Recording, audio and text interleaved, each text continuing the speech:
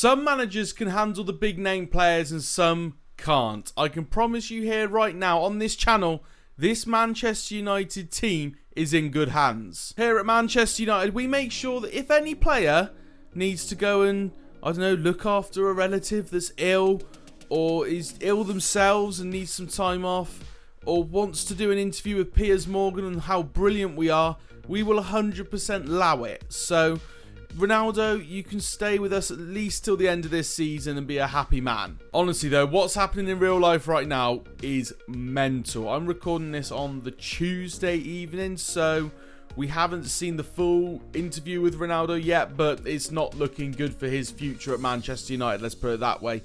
Yeah. I'm glad that that's not part of career mode, if I'm honest. Something that is happening in this career mode at the moment is an international break, but we do still have some things happening.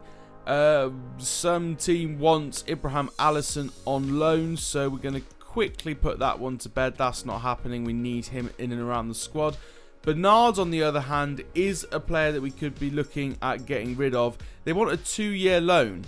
And it's not a loan to buy, it's just a loan. So you know what, I'm going to accept that and see if Bernard fancies going there. But it does mean that we are basically just sat waiting for this international break to happen. So we're going to advance a bit of time. Even though we've got a happy Ronaldo in this career mode, we are still looking for a new striker to replace him at the end of the season.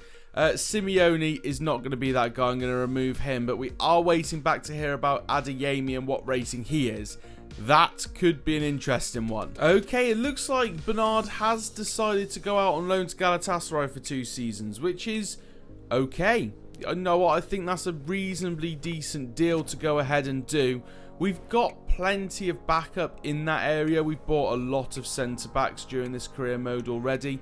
Kosunu included. Obviously, Varane's already in that position as well, so it's a good job. Something we didn't do is negotiate the deal and make sure we weren't paying the wages. Need to remember that. So we are back in the Premier League after an international break, and, you know, everyone's come back fit, which is absolutely fine. But I'm having a little think. Do we start to introduce some of these boys into the first team squad from game to game? Camavinga, for example, I think needs to get more game time. But I look at that side and I really don't know who to take out of that midfield. Do we potentially change the formation to ensure that we get more people in? I don't know. Another person I want to get involved as well is Shirky. He could potentially take over from Rashford pretty soon, so he's another one I need to keep my eye on. Looking at it, we've actually got a lot of centre mids on the bench, so that's something we can change. I'm going to take Fred out because I don't think I necessarily need him and Camavinga in. I'm going to bring Shirky in there. And then who else do I want to bring in as a potential substitute? I'm going Kubo. I'm going to put Kubo in for the goalkeeper. You never really need a goalkeeper substitute in this game, so we'll see how these two guys get on, and they might become a permanent fixture on the bench. We're up against Crystal Palace in this game. This is the team we're currently looking at. Let's get into it. It's all focus on Wilfried Zaha, apparently. That's a very interesting looking Wilfried Zaha. Now, we've had a decent run of games recently, so we want to carry on this momentum. I think personally we're going to have a bit of a struggle over the next couple of months, so the lead up to the new transfer window is a time for our players to impress the whole community and see if they are good enough to continue in a Manchester United shirt.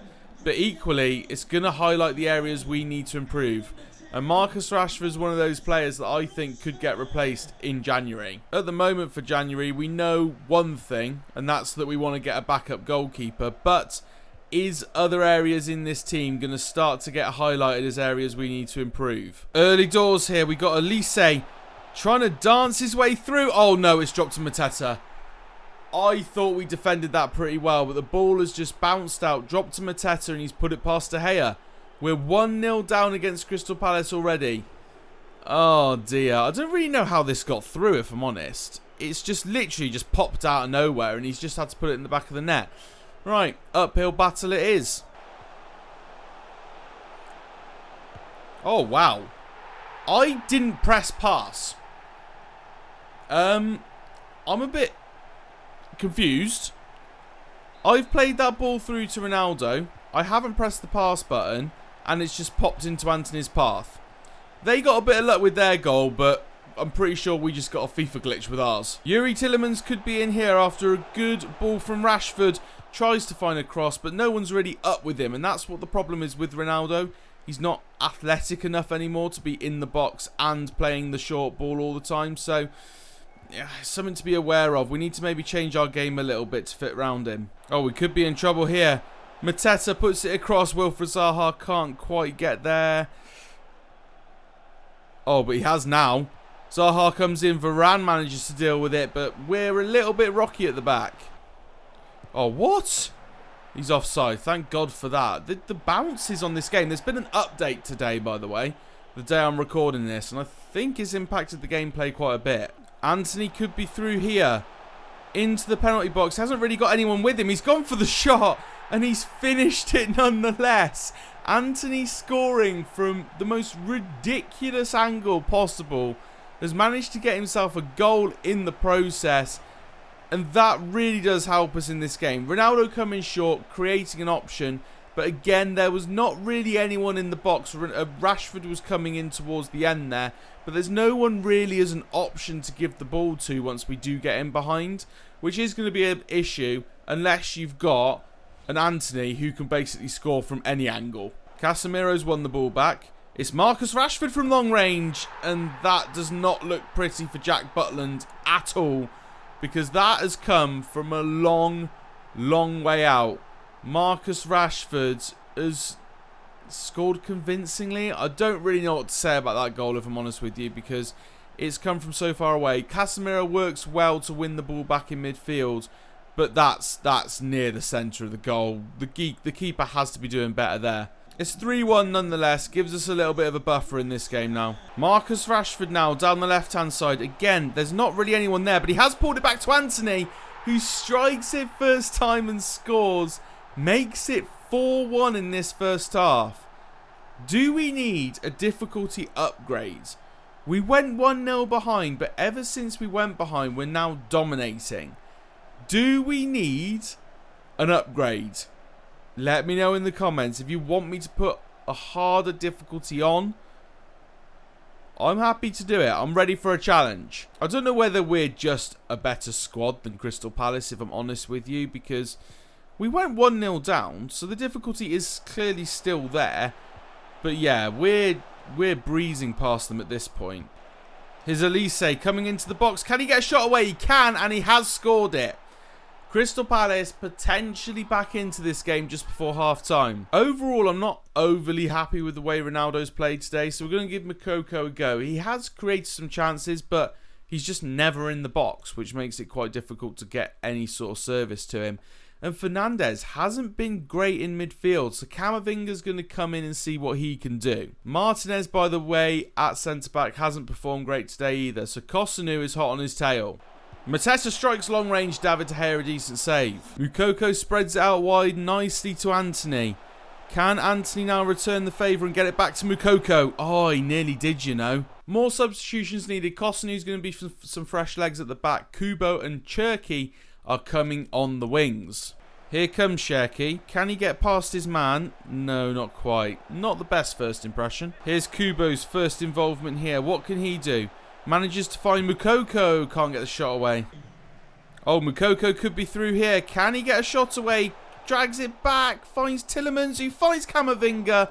Can't quite score, though.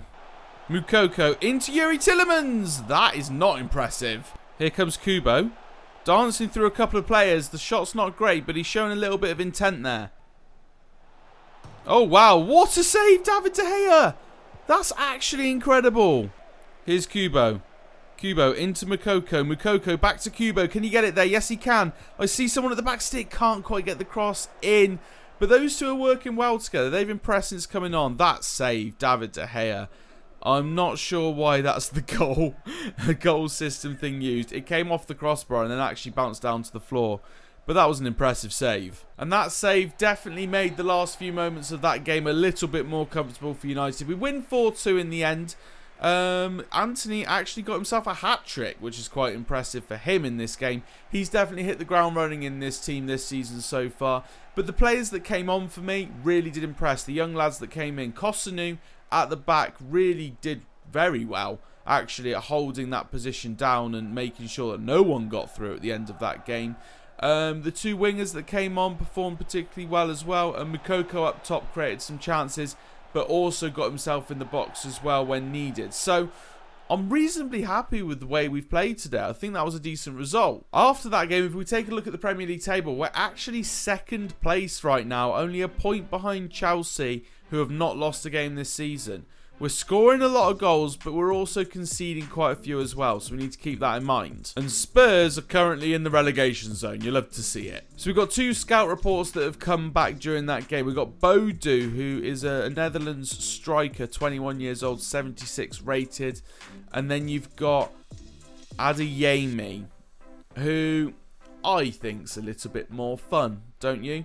But I don't know if he's already gone to Empoli, because doesn't he play for Dortmund in real life? So I think a transfer's already happened there. He's on loan at Empoli, but could we potentially put something in place to mean that he comes to us in the summer?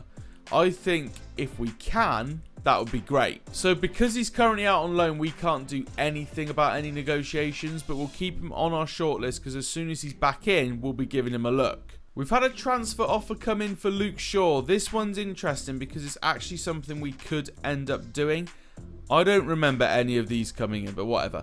Luke Shaw, 21.6 mil. I'm kind of interested. They think that we should be able to get up to 24.1, so we could negotiate a better deal. It's the sort of transfer we do need to kind of just go ahead and do.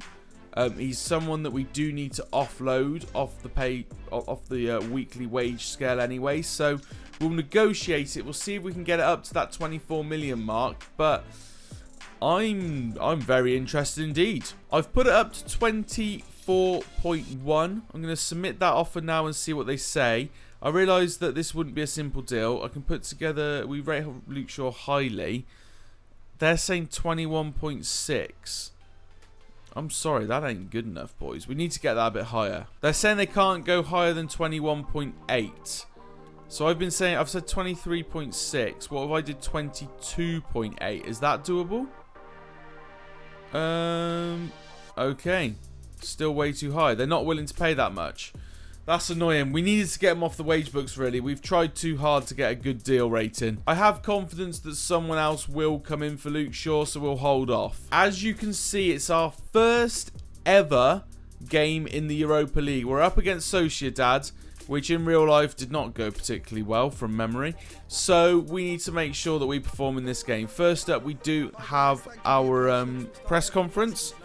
So we'll see the sort of questions they're asking. They're asking, can we win the Europa League? We have to believe in ourselves. We have to go forward and try and get decent results game by game. Can we kick off with a win? We got to stay calm. We got to grind out these results. It's not going to come easy. They've asked, are we going to change anything for this game following a decent win against Crystal Palace? I'm going to say teamwork wins games. We've got lots of people in our squads. We will be rotating. And rotate is exactly what we're going to do. We're going to change a couple of these people around right now. So a couple of changes to the starting 11. We've got Shirky, who's going to start on the left. Moukoko up top and Kubo on the right-hand side.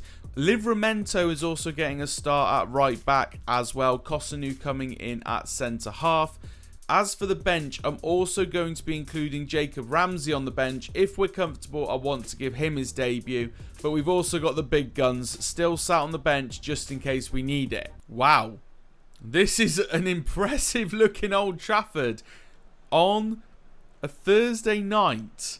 It's a very quiet Old Trafford, which is a bit strange, but it's impressive looking. I like this. Big European nights is what Manchester United are all about, and we need to bring that back to Old Trafford. We're, of course, looking to get into the Champions League next season, but this season, we are going to have to make do with the Europa League, and we need to make sure this is our trophy. I actually really want to win this year. The big thing will be the players that I've put in charge of this game. Are they good enough to get us the win? Let's find out. Early doors, we've got Malacia coming on the right hand side. We've got Moukoko here, plays the ball in to Tielemans, who strikes it into the roof of the net, putting Manchester United 1-0 up at home.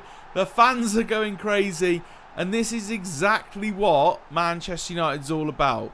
Big games on the European stage, and bringing up moments like that, which was absolutely dominated by Moukoko. That little bit of skill that he had to kind of look after the ball, hold the play up, play in Tielemans, and Tielemans' finish is exactly what we needed. Malasia's done brilliantly down the left-hand side here. Can he get a decent crossing? It's Kubo! He needs to finish that, surely.